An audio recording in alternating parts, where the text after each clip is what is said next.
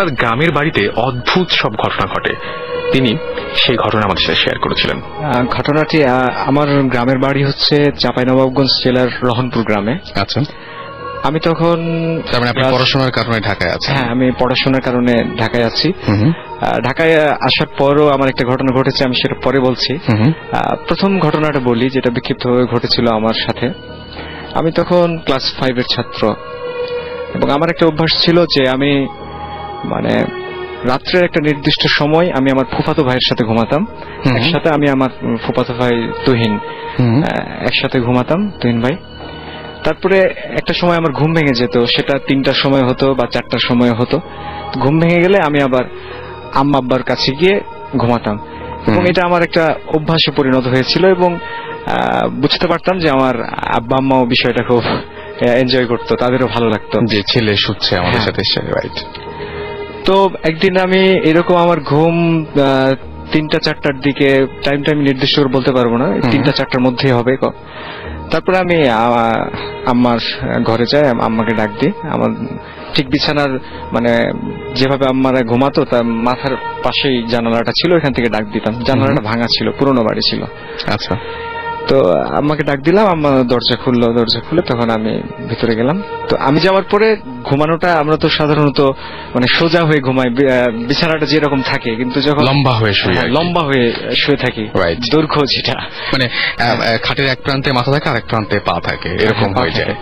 তো তারপর আমি যখন ঘুমাতাম তখন এটা ঠিক প্রস্থ, যেটা খাটের যে প্রস্থ সেই অনুযায়ী একসাথে পাশাপাশি অনেক লোক শোয়া যায়। হ্যাঁ, 3জন এভাবে ঘুমাতাম, আমি মাঝখানে, এক পাশে আব্বা আর আমার এক পাশে আম্মা। তো আমি একটা সময় কথা বলতে বলতে বা গল্প শুনতে শুনতে ঘুমিয়ে গেছি। ঘুমিয়ে যাওয়ার পর আমার স্পষ্ট মনে আছে, আমি চোখ খুললাম। চোখ খুলে দেখি যে ঠিক আমার সামনে, আঞ্চলিক ভাষায় যেটাকে বলে খাটের পাশি, মশারি টাঙানো হয় যে স্ট্যান্ডটাই, সেই স্ট্যান্ড ধরে একজন বৃদ্ধ মহিলা, অনেক বয়স, সাদা শাড়ি পরে আছেন।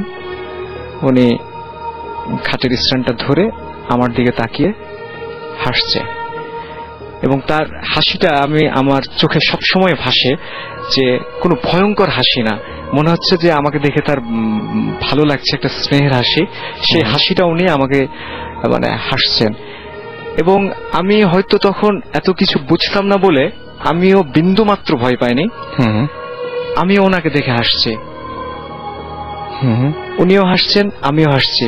এবং সেই বৃদ্ধ মহিলাটা সাদা শাড়ি পরেছিল, এবং ওনার সমস্ত মুখমণ্ডল গোটা গোটা, যেটাকে ঘা বলা যায় আর কি, পুরো মুখ সেটাতে ভর্তি আর কি, গোল গোল, পুরো মুখে গোল গোল চিহ্ন, এবং উঁচু হয়ে আছে জায়গাগুলো।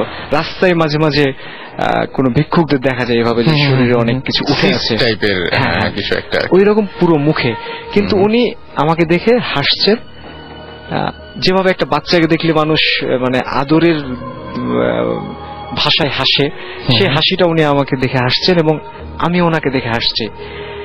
তারপরে আমি এটা দেখতে দেখতে আমি এক সময় ঘুমায় যাই, এবং ঘুমায় যাওয়ার পরে আমি একটা কেমন অনেক রকম বিক্ষিপ্ত ভাবে, স্বপ্নটা আমার মনে নাই, আমি একটা স্বপ্ন দেখেছি। তো আমি এই কারণে কনফিডেন্ট যে আমি দেখেছি। এখন সেটা আমার দৃষ্টিভ্রম কিনা, বা আমি সেই সেই প্রশ্নে যাচ্ছি না, সেই প্রশ্নই আসছে না, কিন্তু আমি দেখেছি, এবং দেখে আপনি ভয় পাননি? এবং দেখে আমি ভয় পাইনি, আমার ভালো লেগেছে। ওকে, চমৎকার একটা ঘটনা শুনলাম কায়সার রহমানের কাছে, এবং কায়সার রহমানই এই এপিসোডেই বলেছিলেন তাদের গ্রামের একজন পাগলের কথা, যার নাম সামু পাগল। চলুন শুনে আসি কায়সার রহমানের কাছ থেকে সামু পাগলের কাহিনী।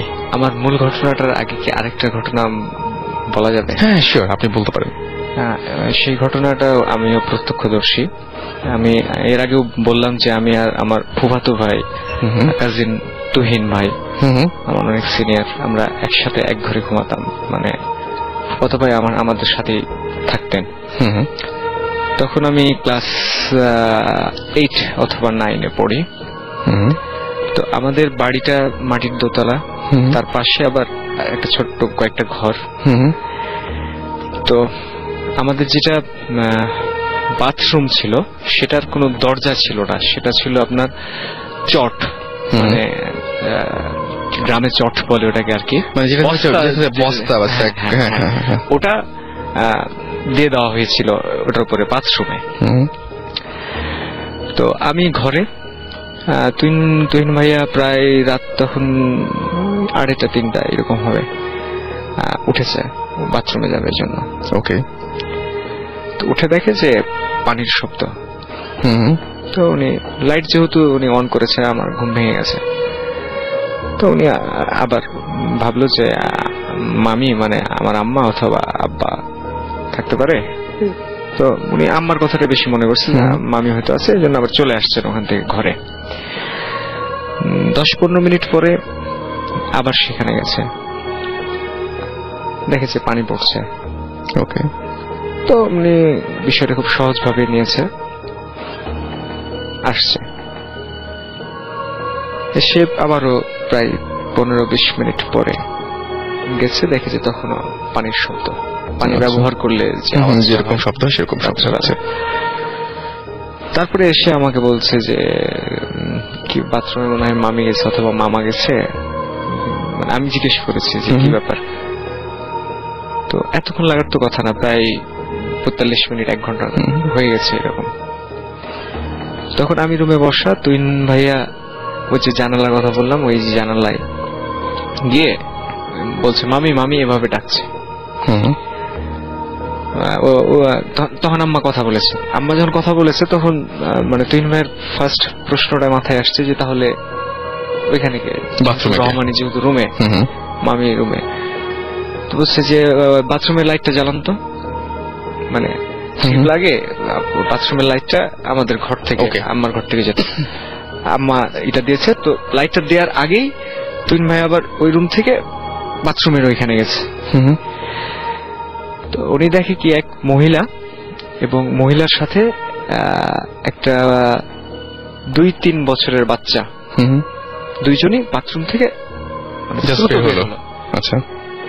বের হয়ে। তুহিন ভাইও মানে আমাদের আবার একটা গোয়ালঘর ছিল ওইদিকে, গোয়ালঘরটা ছিল, পরবর্তীতে গরুও ছিল না, গোয়ালঘরটাকে মানে আর ছিল না, যাতায়াত করা যেত গোয়ালঘরের ভিতর দিয়ে। কিন্তু যাতায়াত করা যেত, কিন্তু বাড়ির বাইরে আপনি যেতে পারবেন না, মানে একটা স্পেস আর কি বাড়ির ভেতরে। বুঝতে পেরেছি।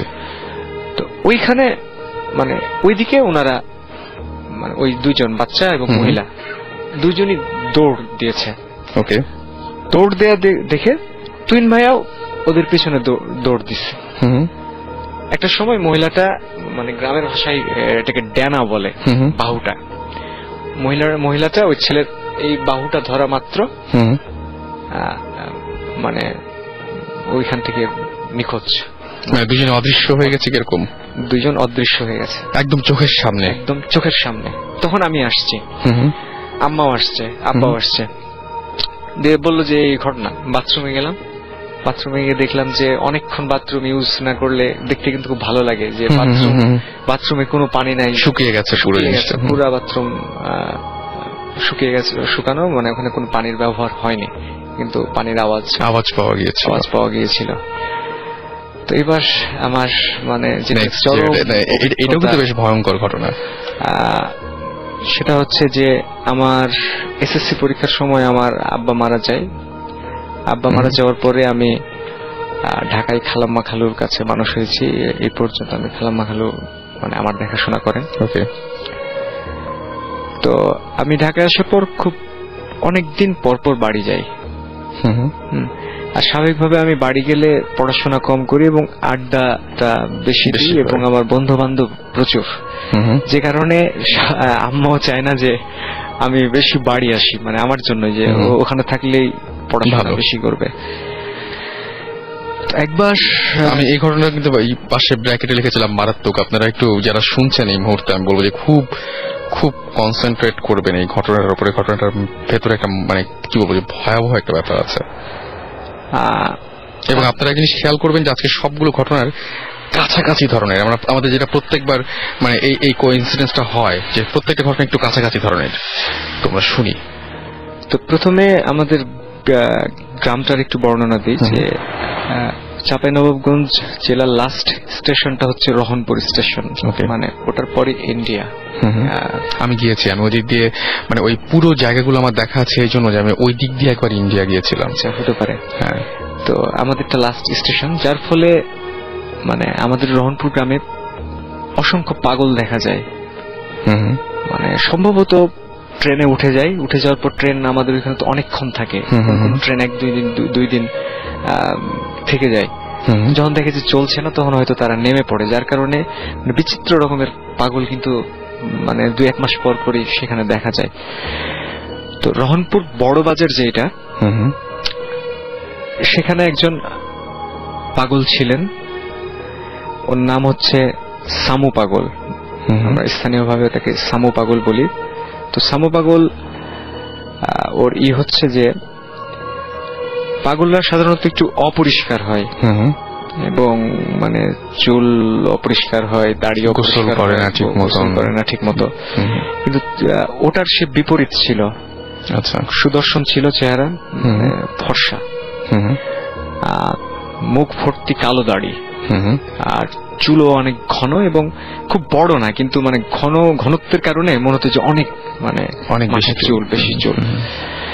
এবং আমি দেখেছি ওনাকে যে উনি বসতো মুনি ঋষিদের মতো, মানে চাল চলনে একটা আভিজাত্য ছিল। এবং মানে পাগলরা পাগলামি করতো, ও কিন্তু পাগল, কিন্তু পাগলামি করতে আমি কখনো দেখি না। রহনপুর বড় বাজার যেটা, মানে বাজার একটা, ওই বড় বাজারে সিলেক্টিভ 5 থেকে 6টা দোকানে সে নিয়মিত বসতো, আর ওখানেই থাকতো, ওখানেই ঘুমাতো। বাজারের যে ছাউনিগুলো, যে দোকানগুলোতে বসে থাকতো, তো বসতো। আবার মনি ঋষিরা ধ্যান করে যেভাবে, ঠিক ওইভাবে বসতো, আর বিড় বিড় নিজে নিজে কি বলতো। আর সিগারেট খেত খুব, সবসময় হাতে দেখতাম সিগারেট। ওই নির্দিষ্ট কয়েকজন লোকের কাছে চাইতো কিছু, কেউ দিলে খেত, না দিলে খেত না, এবং উপদ্রব করতো না সে। ওকে, এই কারণে তাকে মোটামুটি এখনো আমার মনে হয় যে সবাই খুব বেশ সমাদর করে বা সবাই তাকে পছন্দই করে বলা যায়। তো আমি আব্বার মৃত্যুর পর খালু আমাকে ঢাকায় নিয়ে চলে আসে, আমি ঢাকার বিসিএসসি কলেজে ভর্তি হই। একবার প্রায় 1 বছর পরে আমি বাড়ি এলাম। ওকে, বাড়ি যাওয়ার পরে নাইট কোচে বাড়ি গেছে, সকালবেলা পৌঁছেছে, রেস্ট নিয়ে বিকেলবেলা বের হয়েছে। বিকেলবেলা বের হয়ে বন্ধুদের সাথে আড্ডা, এবং আমি মানে এখন পর্যন্ত এখনো বাড়ি গেলে আম্মার প্রচন্ড বকা খাই এবং প্রচুর রাত করি, মানে বাসায় ফিরতে রাত হয়ে যায়। তো তখন আড্ডা দিতাম। আমাদের ওখানে একটা সিনেমা হল আছে, মুক্তাশা সিনেমা হল। ওই সিনেমা হলে আমরা প্রত্যেক মানে বন্ধুরা আড্ডা দিই সবাই, এবং রাত হয় অনেক। তো একদিন আড্ডা দিতে দিতে প্রায়, এটা হচ্ছে 2000 সালের ঘটনা। 2000 সালের ঘটনা। তখন আমি কলেজে 2য় বর্ষে পড়ি। আচ্ছা, তো আড্ডা দিলাম অনেকক্ষণ আড্ডা দেওয়ার পরে আমি বাড়ি যাব। রহনপুরের সবচাইতে সুন্দর এবং বড় কবরস্থানটা হচ্ছে খোয়াড় মোড় এলাকায়। খোয়াড় মোড় মানে ওইখানে এক সময় খোয়াড় ছিল, মানুষজন বসবাস কম ছিল, ওই গবাদি পশু, গরু ছাগল, যে জেলখানা যেটা, আচ্ছা, সেটা খোয়াড়। তো এই জন্য ওই জায়গাটার নামকরণ খোয়াড় মোড়। তো এই খোয়াড় মোড়ে আমাদের নতুন বাড়িটা, ওই বাড়িতে আমরা এখন থাকি। তো ওই সবচেয়ে সুন্দর বড় কবরস্থানটা পরিষ্কার পরিচ্ছন্ন খুব, এবং কবরস্থান সম্বন্ধে আর যা থাকে যে খুব ভয়ঙ্কর এটা সেটা, আমাদেরটা সেটা না। আমাদেরটা হচ্ছে খুব মানে পরিষ্কার পরিচ্ছন্ন এবং খুব চমৎকার একটা কবরস্থান। তো ওইখান থেকে আমার বাড়ি যেতে হেঁটে যেতে 5 মিনিট লাগে। আচ্ছা, ওইখান দিয়ে যেতে হয়। তো রাত 12:30 1টা প্রায় বেজে গেছে আড্ডা দিতে দিতে। আমি যাচ্ছি, আমি গেলাম কবরস্থানের পাশ দিয়ে। তো সামু আসছে, সে নির্দিষ্ট কয়েকজনকে যে পছন্দ করতো, তো ওর মধ্যে আমি একজন ছিলাম। আচ্ছা, তো সামু এসে বলছে যে টাকা দে। আমিও আবার তুই বলতাম ওকে, তুই বলতাম, আসলে বলাটা আসলে ঠিক না, বলতাম কেন জানি। বলছে যে টাকা দে। তো আমার তাকে ভালো লাগতো, কারণ সে একটা পাগল, কিন্তু এই যে মনি ঋষিদের মতো চলাচল, কোনো পাগলামি করে না, পরিষ্কার পরিচ্ছন্ন, এবং দীর্ঘদিন থেকে তাকে দেখে আসছি ছোটবেলা থেকে, প্রায় 20 বছর একই জায়গায় ছিল, যার ফলে একটা মায়া মমতা কাজ করে তার প্রতি। আর আমি অনেকদিন পরে বাড়ি গেছি, আমি দিলাম টাকা দিয়ে পরের দিনও বিকেলবেলা বের হয়েছি, 1-2টা পর্যন্ত ঘুমাই, কাজ থাকে না বাড়িতে গেলে কোনো। আর আম্মাও বকাঝকা তখন একটু কম করে, ভাইয়া একটু বকাঝকা করে। তো আবার আড্ডা দিয়েছি, ঘোরাফেরা করেছি। তা আমার কোনো বন্ধুর বাড়ি মানে খোয়াড় মোড়ে না, বিভিন্ন জনের বিভিন্ন জায়গায়। ওকে। তো আমি আবার বাড়ি আসছি 12:30-1টা। আর তখন কবরস্থানটা মানে এখন সেটা বাউন্ডারি দেওয়া হয়েছে এবং পর্যাপ্ত লাইট লাগানো হয়েছে, তখন এটা ছিল না। ওকে। এবং ওইখানকার মোড়টা তো অনেক ক্লিনিক হয়েছে এখন, তো ওই ক্লিনিক গুলো ছিল না, একদম ফাঁকা জায়গা ছিল ওটা। আমি আসছি, আস্তে আস্তে আস্তে কবরস্থানের পাশ দিয়ে আসছি, আবার সামু আসছে। সামু এসে বলছে যে টাকা দে। আমি কিছু মনে করিনি, আমি দিলাম, চাইতে পারে, স্বাভাবিক। বাসায় চলে গেছে, বাড়িতে চলে গেছে। ভাইয়া বকাঝকা করলো, আম্মারও একটু ঝামেলা হয়, কারণ রাত্রেবেলা আবার আম্মাকে উঠাতে হয়, আমার আম্মা খাবার দেয়। ওকে। পরে 2-1 দিন আসছি, কোনটা 2-1 দিন আমি আর দেখি নাই তাকে। তারপরে একদিন আমি আসছি, এসে ঠিক কবরস্থানটা পাশ দিয়ে যাচ্ছি, তখনও 1-1:30 বাজে। তো মানে কান্নার আওয়াজ, হু হু হু করে কান্নার আওয়াজ। তো আমি চিন্তা করলাম যে এখানে মানে কাঁদছে কে। তো দেখলাম যে সামু, এই এখন যেখানে গেটটা বানানো হয়েছে ওর পাশে সে ওই মানে জড়সড় হয়ে বসে কাঁদছে। তা আমি আবার তার পাশে গেছি, পাশে গিয়ে আমি বলছি যে কি ব্যাপার, কাঁদছিস কেন? তো ও কিছু বললো না, ও কিছু না বলে আমি যেদিক দিয়ে আসছি সেই দিকে চলে গেল, মানে বাজারের দিকে গেল। আমি আবার ওর বিপরীত দিকে আমার বাড়ি। আমি আর কিছু বললাম না, আমি তখন আমার বাড়ির দিকে যাচ্ছি। তো একটা কাঠের মিল আছে আমার বাড়ির সামনে, তো ওটার কিছু দূর আসা মাত্র হঠাৎ দেখি সে আবার আমার সামনে। আমি আবার একটু অবাক হলাম যে কি ব্যাপার, ও চলে গেল, আসলাম এখনই আবার সামনে আসলো। এখনই আবার সামনে আসলো। অবাক হয়েছি, কিন্তু প্রশ্ন জাগে নাই মনে, কারণ সব বিষয়গুলো আমার কাছে স্বাভাবিক মনে হয়েছে। সে বলছে যে আমার খুব ঠান্ডা লাগছে, আমাকে একটা সাদা চাদর দিতে হবে। তো আমি সাদা চাদর, ঠান্ডা, তখন গরমের সময়। তো আমার মানে এখন যেটা মনে হয়, যেমন একটু আগে যে গল্পটা বলছিলাম যে ওই মহিলার হাসি, তো শামুর চোখ দুইটা মানে কেমন একটা মমতা, মানে সে চাচ্ছে। তো চোখ দুটো আমার খুব মনে পড়ে। তো আমি তখন বললাম যে আচ্ছা ঠিক আছে, দিব, যা, ঠিক আছে দিব বলে আমি বাড়ি চলে গেলাম। তারপরের দিন বিকেলবেলা বন্ধুদের সাথে আড্ডা দিচ্ছি, আমার বন্ধু রাজু, তাজ, এরা সবসময় আড্ডা দিই একসাথে, বসে আড্ডা দিচ্ছি। আড্ডা দেওয়ার সময় বলছি যে আবদারটার কথা বললাম সামুর, যে সামুর সাথে এরকম দেখা, 2 দিন টাকা দিলাম, এখন আবার ওর নাকি ঠান্ডা লাগছে, সাদা চাদর নেবে। কথা বলা মাত্র ওরা হাসতে লাগছে। তো মানে আমি কিছু বুঝে উঠতে পারছি না, প্রচন্ড হাসছে তারা, যে কি ব্যাপার, হাসছিস কেন? তো ওরা ফাজলামি করতে শুরু করলো আবার, যে কি চাইছে তোর কাছে? তা আমি বললাম যে চাদর, কত টাকা দিয়েছিস তুই? আমি কত টাকা দিয়েছিলাম মনে নাই আমার, বললাম যে হ্যাঁ দিয়েছি, এটা সেটা। ওরা আরো হাসছে। তো আমি যখন সিরিয়াস হলাম যে কি ব্যাপার, মানে ঘটনাটা কি বল, তখন বলছে যে সামন্ত প্রায় 7-8 মাস আগে মারা গেছে।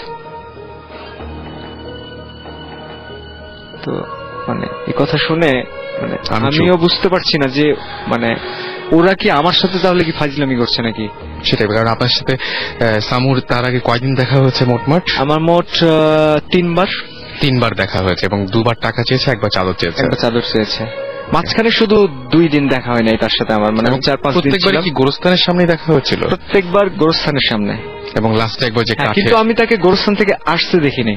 আচ্ছা, মানে তার আশাটা হয়েছে হঠাৎ, সে কোথা থেকে কোন দিক থেকে আসছে এটা আমার মনে হয়নি। আর মনে হয়নি এই কারণে যে একটা পাগল মানে আসতেই পারে, আমার কাছে সেটা মনে হয়েছে। তো ওরা যখন বললো যে মানে সামু মারা গেছে, তখন আমি আমার ঘটনাটা মেলাতে পারলাম না। তখন আমি মানে কাউকে বিশ্বাস করাতে পারলাম না যে বিষয়টা আসলে আমার সাথে এই ঘটেছে।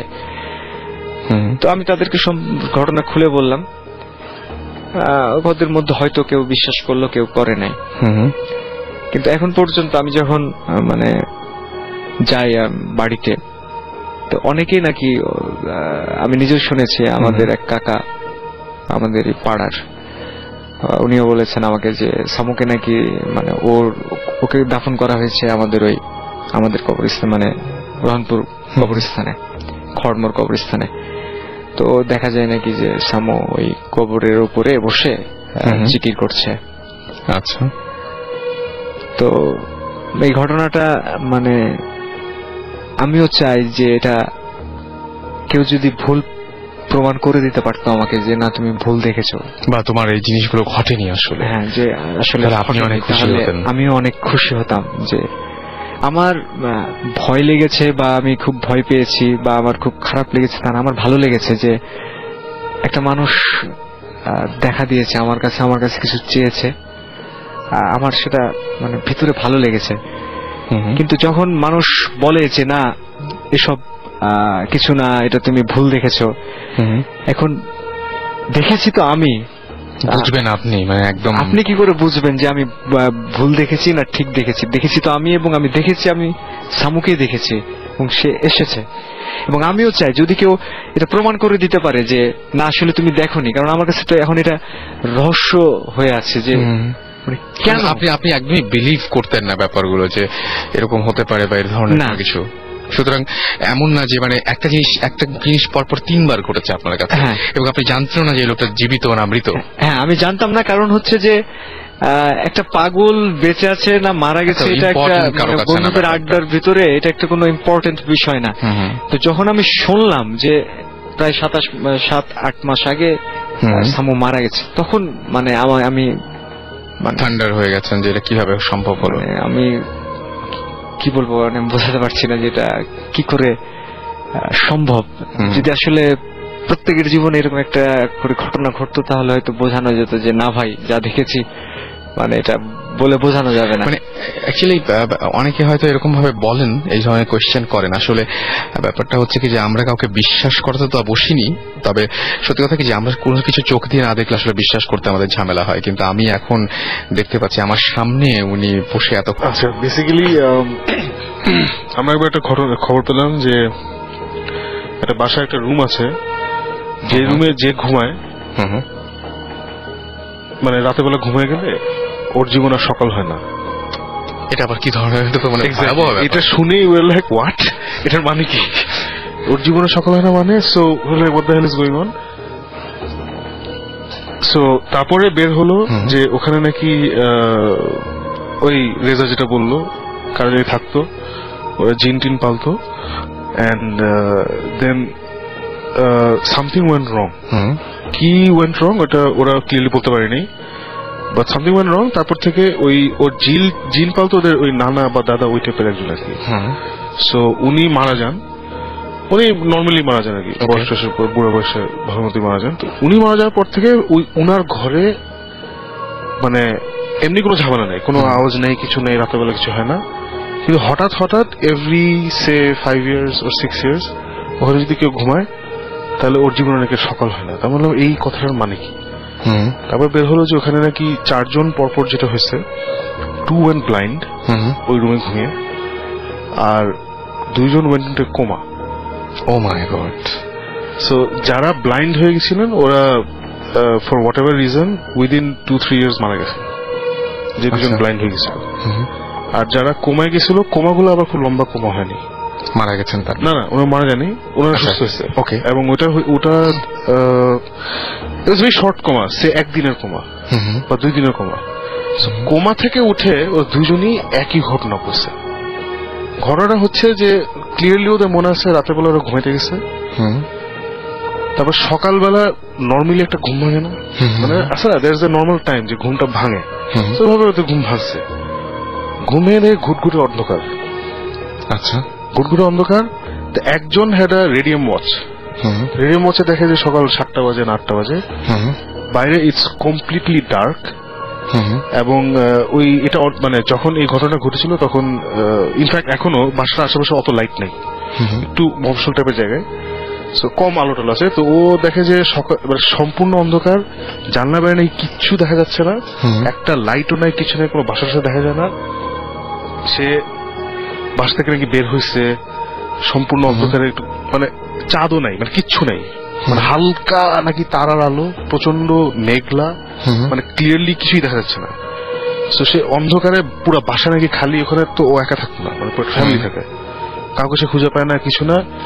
এইভাবে নাকি সে প্রায় 5-6 ঘন্টা ঘোরাঘুরি করছে, ঘুরে ঘুরে তারপরে দোয়া দুধ পড়া শুরু করছে, মানে বুঝছে যে সামথিং ইজ ভেরি রং। দোয়া দুধ পড়ে টড়ে তারপরে আবার টায়ার্ড হয়ে ঘুমাইছে। ও বাসায় আবার কোনো খাবার টাবার কিচ্ছু নেই, আচ্ছা। Nothing is there. ঘুমায় টুমায় এই আবার ঘুমাইছে, ঘুম থেকে উঠছে যখন তখন কোমা থেকে উঠছে।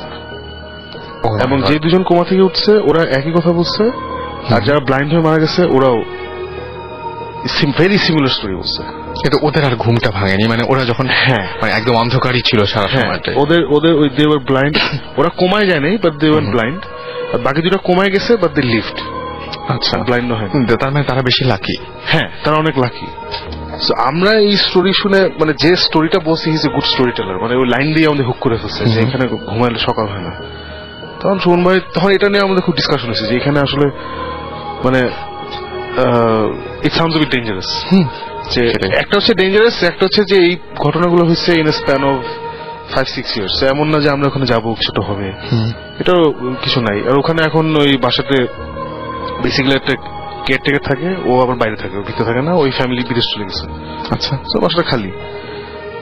ফাইনালি মানে আমার কাজই তো এসব বিশ্বাস না করা, আমি শোনো এগুলো ফালতু কথা, বাট যে স্টোরিটা এত সুন্দর করে বসছে, এটাকে দাম দেওয়ার জন্য এত যাওয়া উচিত। সকাল হলে একটা কথা হলো, চলেন যাই। ফাইন, ঠিক আছে। তো আমরা জিনিসপত্র নিয়ে গেলাম, গিয়ে ওই রুমের ভিতরে ঢুকলাম। So everything is kind of dirty, ওইভাবে তো কেউ থাকে না ওটা। তো আমরা আমাদের ক্যামেরা ট্যামেরা সব ঠিকঠাক করলাম, এসে হ্যান ত্যান। তো রুমটা ওই আগের দিনের, এটা তো মাস্টার বেডরুম ছিল, মানে যিনি ওই যে দানা যিনি উনার রুম ছিল। So it was kind of big, অন্যান্য ঘরগুলো তো বড় না, ইট ওয়াজ কাইন্ড অফ বিগ। সুন্দর বারান্দা আছে একটা দোতলায়, আর জানলা দিয়ে বড় বড় জানলা আছে, you can see everything clearly. তো বাসাটা একটু মহসল, একটু বাইরের দিকে, সো এখনো ওখানে আশেপাশে লাইট টাইট কম, আচ্ছা, একটু আউটস্কার্টসে। তো ফাইন, আমরা গিয়ে we set up everything around 10-10:30 গিয়ে তারপরে খাওয়া দাওয়া শেষ করে আমরা 11টার সময় সবকিছু অন করে বসে আছি। তো বসে আমরা আমাদের যেসব টেকনিক আছে সব ইউজ করতেছি, টু ট্রাই টু কমিউনিকেট যে এখানে কিছু আছে নাকি, হ্যান ত্যান। তো ওয়েট করছি। তো ওয়েট করতে করতে একটা ইন্টারেস্টিং জিনিস হচ্ছে যে I suddenly woke up.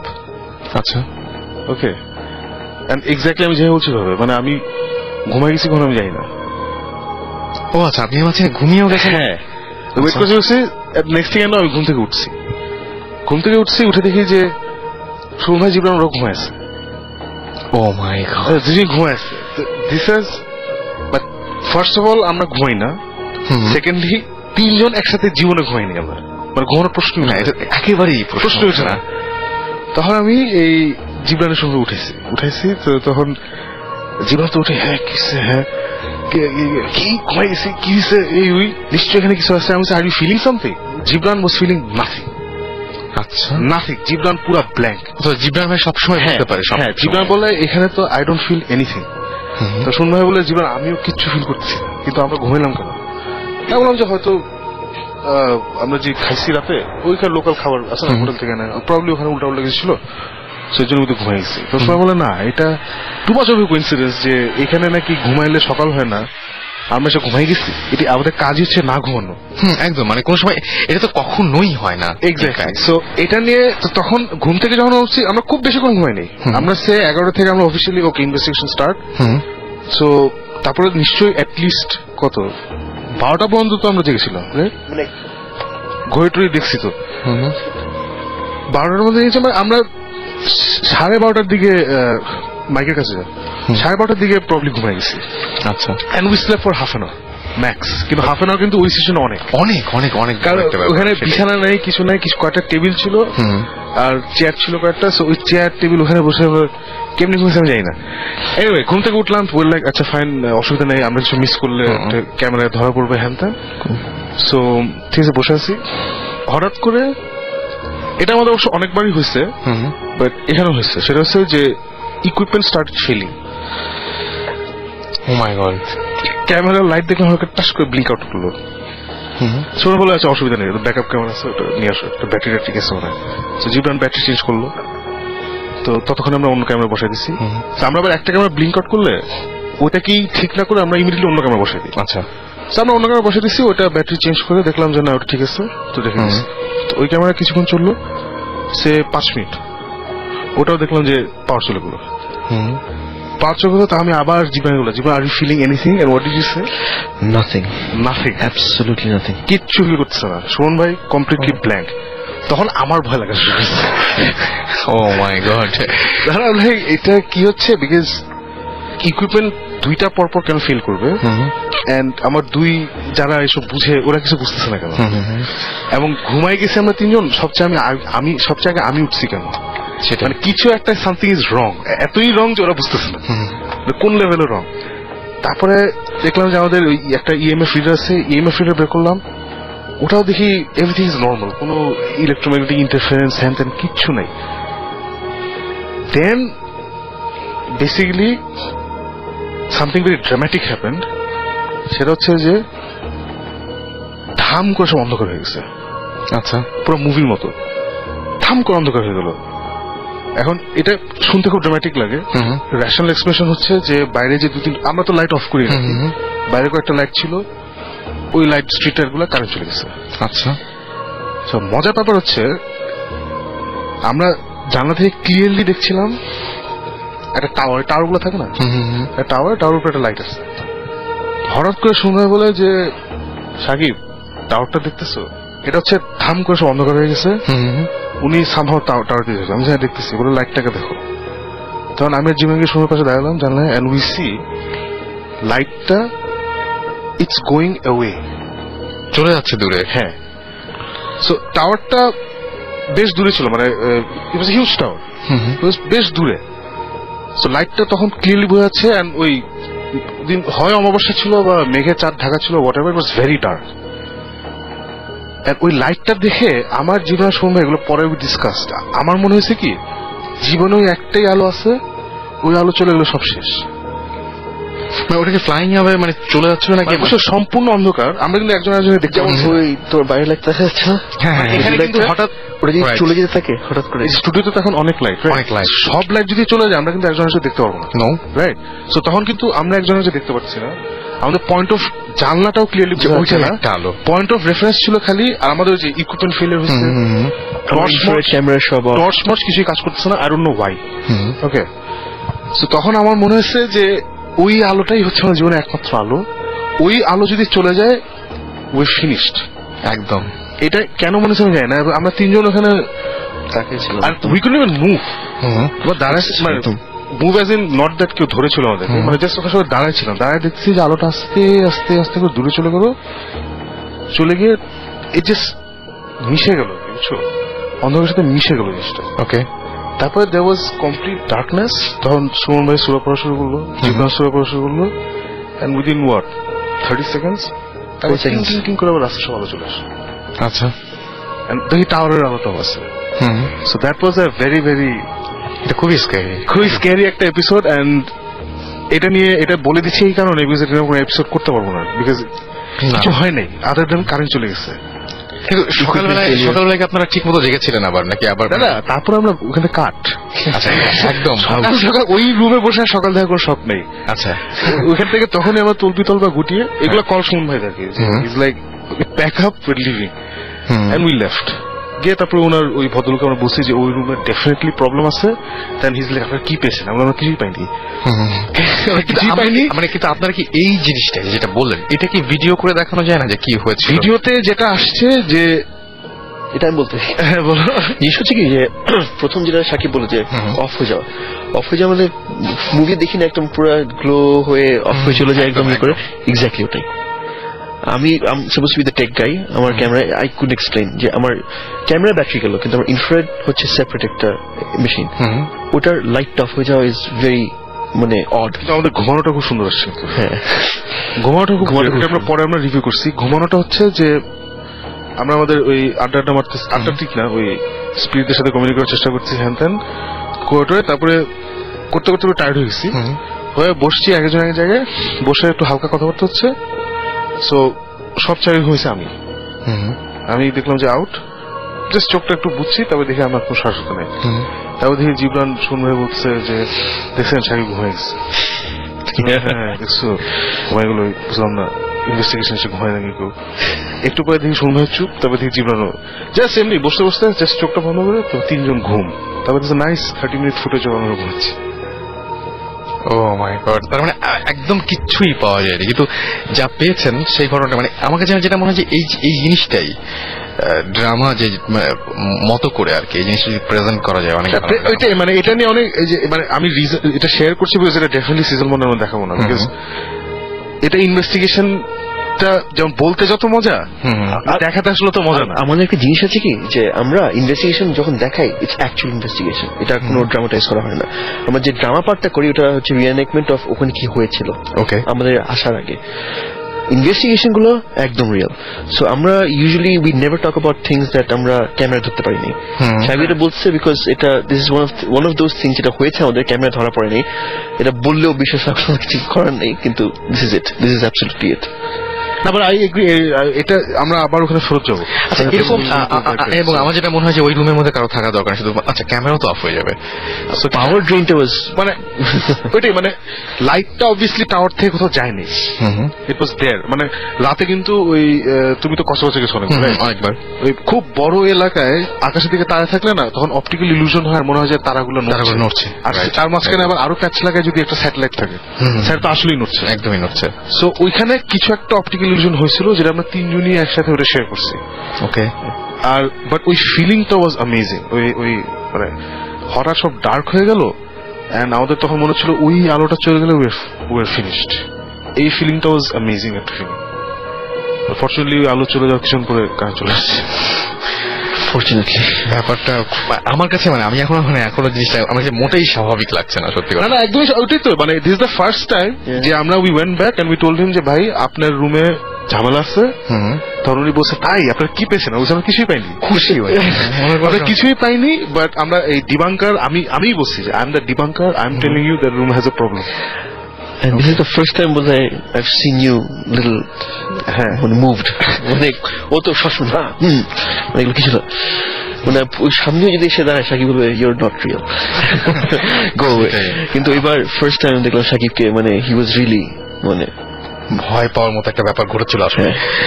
যাই হোক আমি দেখতে পাচ্ছি যে রাজীব আমাদেরকে লিখেছেন তারও প্রচন্ড ভয় লাগছে আসলে ব্যাপারটা মানে আমার নিজেরও খুবই খুবই খুবই অন্যরকম লেগেছে ব্যাপারটা। আমাদেরকে তাজবি লিখেছেন যে আচ্ছা ভূত এফএম কখন শেষ হবে, আমি ঘুমাবো। আচ্ছা আর বেশিক্ষণ কষ্ট দিতে হবে না, কষ্ট করাবো না আপনাদেরকে।